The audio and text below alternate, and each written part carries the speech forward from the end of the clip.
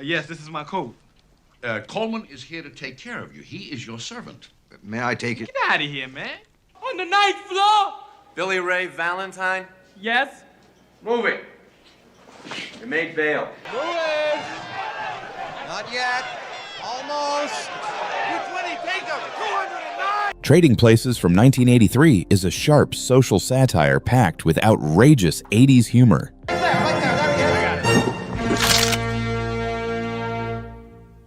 Is there a problem, officers? With Eddie Murphy and Dan Aykroyd at the top of their game, the film flips the rich versus poor dynamic in hilarious fashion. What do you think? I like it, Randy. It's very nice. I like the way you got the mirrors and stuff hooked up over there. It's very pretty. I like that. Behind the laughs, its production was full of casting twists, on-set drama, and behind-the-scenes stories you probably haven't heard. On this vase, I can play like Harlem Globetrotter shit with it, right? Okay, you want Mellow Lemon shit, right?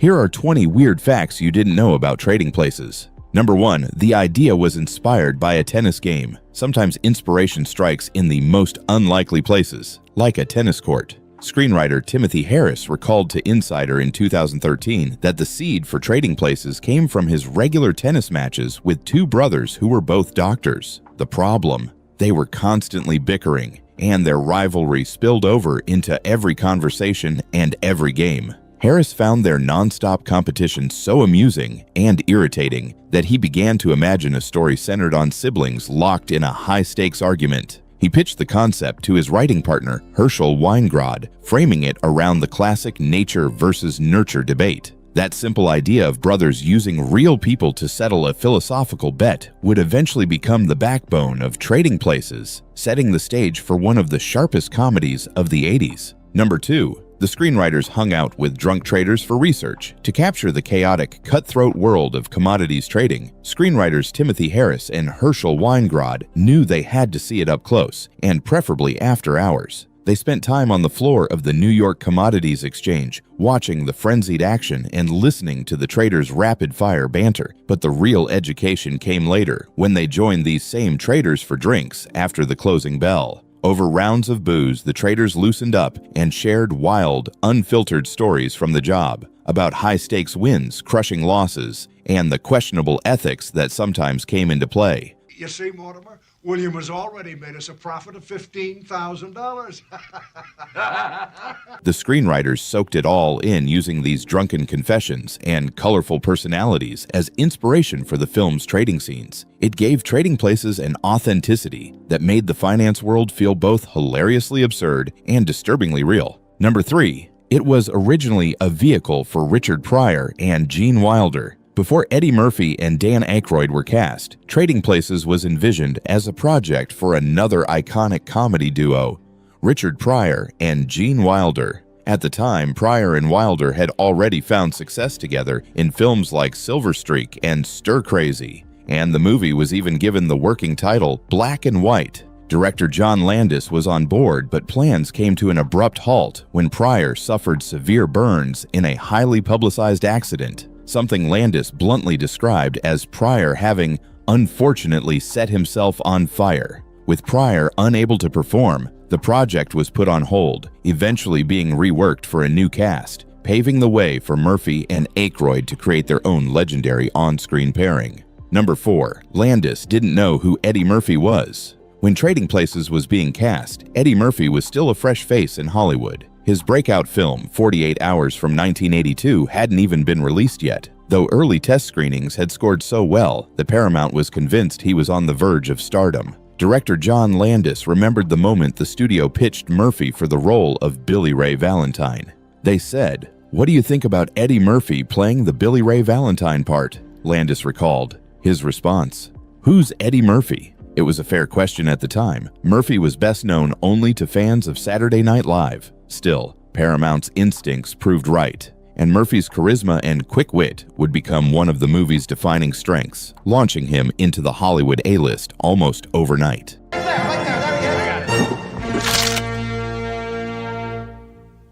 Is there a problem, officers? If you're enjoying this so far, hit that like button and subscribe for more awesome movie facts. And tell us in the comments, what movie brings you the most nostalgia? And which one should we cover next?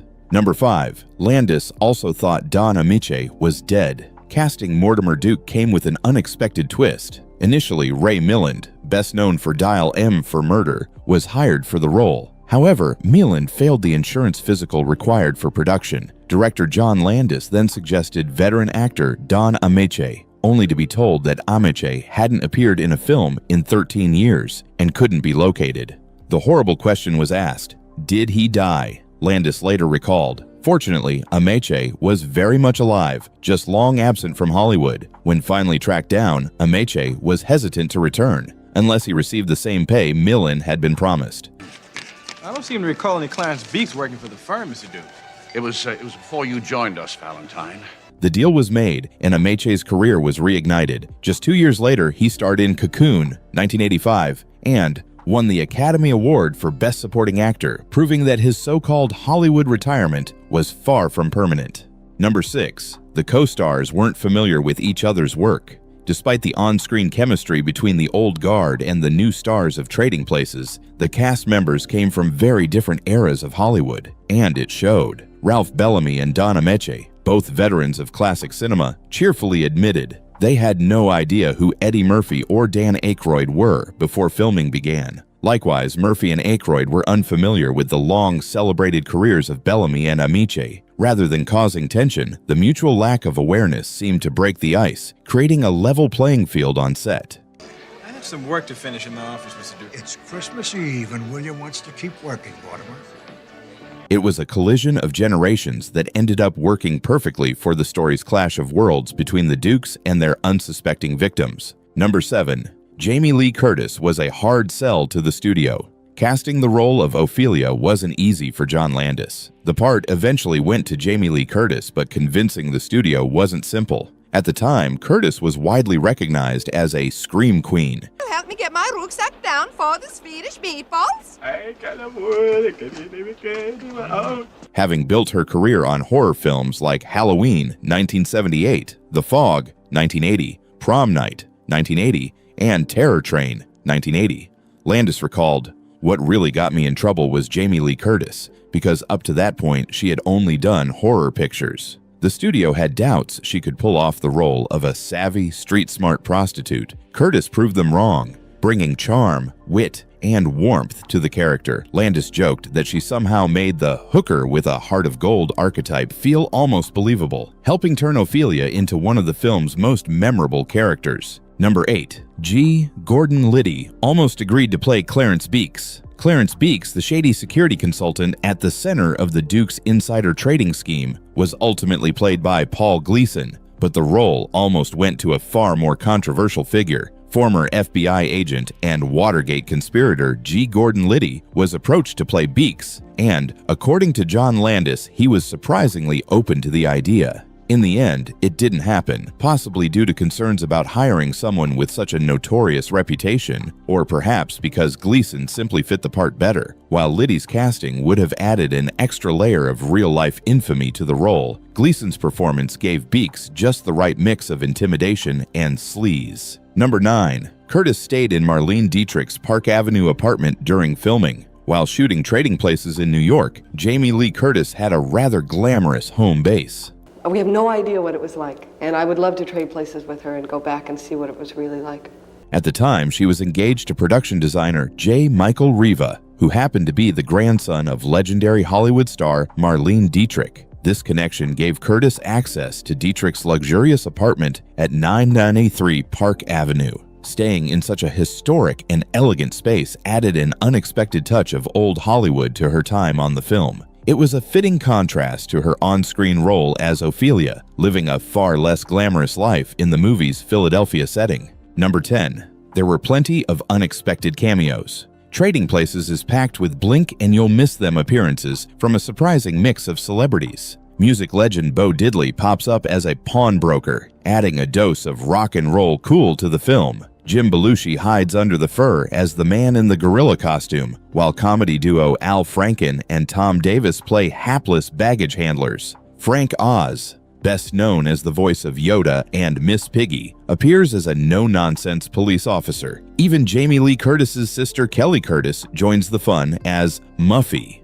These small but memorable cameos add a layer of fun for eagle-eyed viewers and reward repeat watches. Number 11, Al Franken still gets paid for his cameo. Decades after Trading Places hit theaters, some cast members are still cashing royalty checks, even for the smallest roles. When U.S. Senator Al Franken released his 2012 financial records, one quirky detail caught the public's attention. He was still earning residuals from his Blink and You'll Miss It appearance as one of the baggage handlers in the film. Franken, who was a well-known comedian and Saturday Night Live writer at the time of filming, shared the scene with fellow SNL alum Tom Davis. The pair provided some quick comic relief as they mishandled a key plot twist involving the infamous gorilla costume. While the checks are probably modest now, the fact that Franken's short comedic moment continues to generate income decades later is a perfect example of how Hollywood's royalty system keeps even the tiniest performances alive and paying for years to come. Number 12, $6 billion trading floor snag. Not yet. Almost. 220, take them. 209. When Trading Places filmed inside the actual COMEX commodity exchange in New York, the presence of Eddie Murphy and Dan Aykroyd caused more chaos than the script ever planned. Real-life traders couldn't resist crowding around to watch the action, completely ignoring their trades. The distraction was so bad that business ground to a halt, putting an estimated $6 billion in trades on pause. Eventually, the disruption became such a headache that the production had to pack up and reschedule for the weekend when markets were closed. It's safe to say the movie didn't just disrupt the fictional stock market, it accidentally froze a real one too. Number 13, a real-life rule was named after the movie. Trading Places didn't just entertain audiences, it actually helped shape U.S. financial regulations. In 2010, the U.S. government introduced a section of the Dodd-Frank Wall Street Reform and Consumer Protection Act nicknamed the Eddie Murphy Rule. It directly references the movie's plot, where Duke and Duke attempt to profit from stolen government crop reports. The new rule made it illegal to trade commodities using non-public government information, essentially banning the exact scheme the villains pull off in the film. What's even funnier is that the lawmakers openly acknowledged the movie as inspiration, pointing out how absurd it was that such insider trading wasn't already outlawed. So while Billy Ray Valentine and Louis Winthorpe III's fictional takedown was pure comedy, it ended up sparking a real-life change that closed a loophole worth millions. Number 14, shot in 3 cities. While Trading Places feels like it's rooted in the snowy streets of Philadelphia, the production actually spanned 3 different cities to bring its world to life. Oh, I'd love to help you, man, but I ain't seen nothing since I stepped on that landmine in Viet Cong back in '72. It was rough, very painful. Most exterior shots, including Duke and Duke's towering headquarters and the wintry street scenes, were filmed on location in Philadelphia. For the luxurious interiors, like the Duke brothers' offices and the grand club scenes, filmmakers headed to New York City, taking advantage of elegant, historic buildings that gave the film its upscale feel. The final stretch of filming took place in Los Angeles, where controlled sound stages were used for more complex scenes, including some of the train sequence, to avoid weather delays. This mix of locations allowed John Landis to balance authenticity with production efficiency, seamlessly blending the cities into one cohesive setting. The audience might think it's all Philadelphia, but in reality, the film was a cross-country patchwork of iconic locales. Number 15, Ralph Bellamy's 99th film and Ameche's 49th. By the time Trading Places rolled around, Ralph Bellamy and Don Ameche were already Hollywood veterans with careers spanning decades. Bellamy, whose screen career began in the early 1930s, had built an impressive resume of roles in everything from screwball comedies to political dramas. Playing Randolph Duke in Trading Places marked an incredible milestone. It was his 99th credited film role. Don Ameche, equally accomplished and charismatic, wasn't far behind. As Mortimer Duke, he was appearing in his 49th film, capping a long run that had started in the golden age of cinema. Both actors brought an old-school charm and gravitas to the film, perfectly counterbalancing Eddie Murphy and Dan Aykroyd's youthful energy. Yes, this is my coat.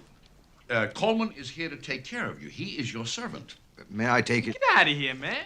For audiences in 1983, it was a rare treat to see 2 Hollywood legends sharing the screen and trading barbs with the next generation of comedy stars. Number 16, Giancarlo Esposito shows up as a cellmate. Long before he became known as Gus Fring in Breaking Bad and Better Call Saul, Giancarlo Esposito had a blink and you'll miss it role in Trading Places. He appears early in the film as one of Billy Ray Valentine's cellmates during his brief stint in jail. It's a small part, just a few lines, but Esposito brings the same sharp presence that would later define his career. In 1983, he was still building his acting resume with minor roles in television and film, and Trading Places gave him a chance to share the screen with Eddie Murphy at the very start of Murphy's film career. For modern viewers, spotting Esposito in the jail scene is a surprising bit of casting history. Number 17, a dynamic Christmas release strategy. Trading Places might be set during the holiday season, but it didn't hit theaters in December. Instead, Paramount released it on June 8, 1983, right in the middle of the summer blockbuster rush. That meant it had to compete with giants like Return of the Jedi and Superman 3, which would have scared off most comedies. But the studio saw an opportunity: counter-programming. By giving audiences a sharp, adult-oriented comedy, while the big sci-fi and superhero movies dominated, Trading Places found its own lane. It was just a bad dream. Good morning, sir. Merry Christmas. The strategy worked. The film stayed in the US box office top 10 for 17 straight weeks, proving that a well-timed release can make all the difference, even when you're going up against Jedi and Kryptonians. Number 18, Ophelia's accent was ad-libbed and German, not Swedish. Jaime Lee Curtis's Ophelia famously claims she's Swedish in Trading Places, but listen closely. Let me see now, you would be from Austria, am I right? No, I am Inga from Sweden. That's not a Swedish accent at all. Curtis admitted years later that she completely made it up on the spot, and it accidentally came out sounding more German than anything. Instead of fixing it, she decided to run with it, even throwing in a sly "danke" to sell the bit. It's a perfect example of how an off-the-cuff choice can stick, especially in comedy. Fans who've watched the movie dozens of times often miss the fact that Ophelia's cover is hilariously inaccurate from the start. Number 19, Mozart's opera as musical irony. One of Trading Places' cleverest touches isn't a visual gag at all. It's in the music. Throughout the film, composer Elmer Bernstein incorporates themes from Mozart's The Marriage of Figaro. For anyone familiar with the opera, the choice is hilariously fitting. It's a story about servants outsmarting their masters and flipping the social order, exactly what happens in the movie. The elegant, playful melodies serve as a sly commentary on the chaos unfolding between the wealthy Duke brothers and their new experiment. For most viewers, it's just classy background music, but for those in the know, it's a subtle wink, proof that even the soundtrack was in on the joke. 20. Trade move production off the floor. Briefly.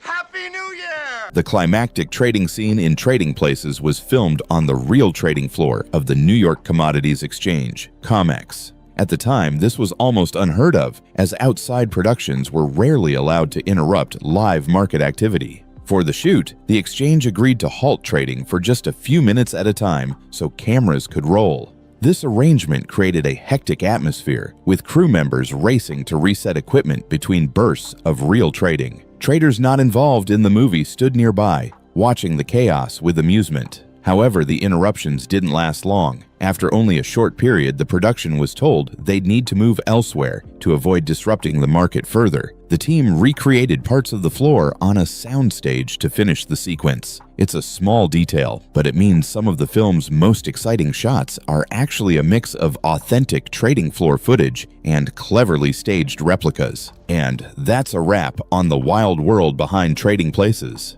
From bizarre casting choices to real-life traders rubbing elbows with Eddie Murphy and Dan Aykroyd, the movie's production was just as unpredictable as its plot. Whether it was filming on an actual trading floor, sneaking in blink and you'll miss it cameos, or inspiring an actual Wall Street rule, Trading Places has more weird history than most comedies could dream of. Which of these facts surprised you the most? Let me know in the comments. And if you loved this dive into behind-the-scenes chaos, be sure to like, subscribe, and check out our other Weird Facts videos for even more movie madness.